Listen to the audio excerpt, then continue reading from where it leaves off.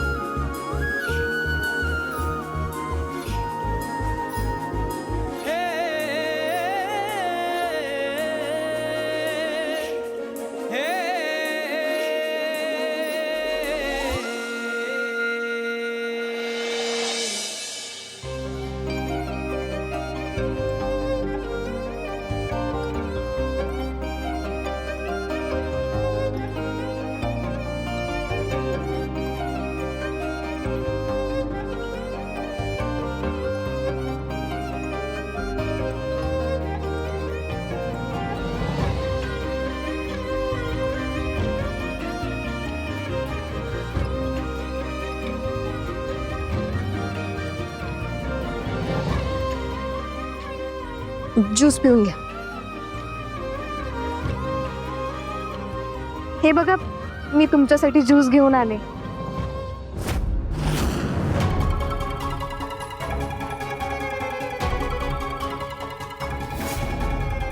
खास मी बनवलाय. हा, सावी कुठे गेली? तुमच्यासाठी. हे घ्या ना, पिऊन सांगा मला कसा झालाय ते.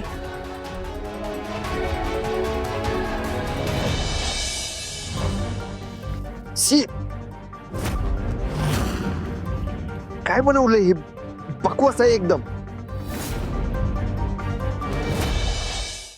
काय झालं धैर्य? आवडलं नाही का तुम्हाला? आवडण्यासारखं काय आहे याच्यात? काहीतरी बनवलंय, त्यात केवढं आंबट आहे ते. मला मला पाणी द्या आधी. हो, लगेच देते.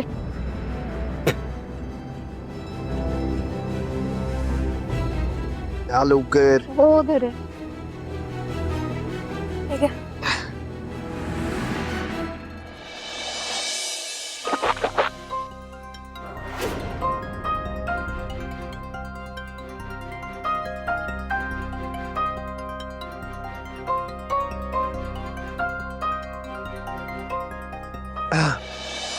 सावी कुठे? तिला सांगा माझ्यासाठी ज्यूस बनवून आणायला.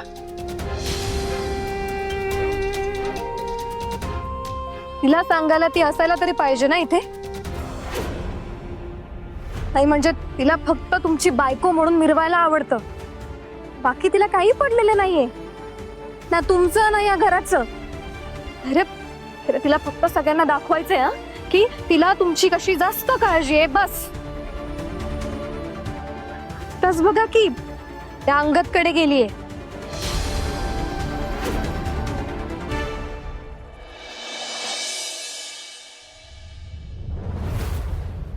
आई, काय गडबड? अगं ते सावीचा फोन आलेला. ती म्हणली की भाऊंचे रिपोर्ट घेऊन लगेच ये म्हणून. मी जाऊन येते पटकन. आणि हे बघ, तू जरा तोपर्यंत कुकर लावून घे. काय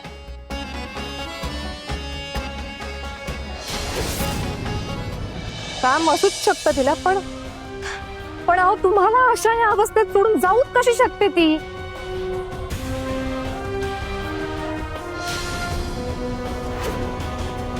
हा अंगद कोण आहे? आणि सकाळी सावी त्यालाच गेलेली ना भेटायला. अजून कशी आली नाही परत? अहो काय आहे, तुम्ही कधी उठलात? आणि भाऊजी आवाज द्यायचा ना. सावीने न चुकता तुम्हाला औषधं द्यायला सांगितलेत. चला औषधं खाऊन घ्या. थांबा वहिनी, मी दिसते ना तुम्हाला? दे इकडे, मी देते गोळ्या धैर्यांना. नाही नको. सावी जाताना सगळं मला करायला सांगून गेली. आणि कसं नाही ना, आत्ता जरी सावी इथं नसली ना, तरी तिच्या मनात नेहमी भाऊजींचीच काळजी असते. वहिनी, सावी फक्त धैर्यांची नावापुरतीची बायको आहे, हे विसरताय का तुम्ही? इरा, बस झाला तुमचा दंगा.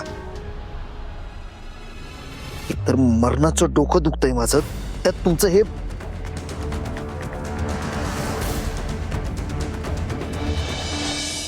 वहिनी, आणा गोळ्या इकडे. पाणी द्या.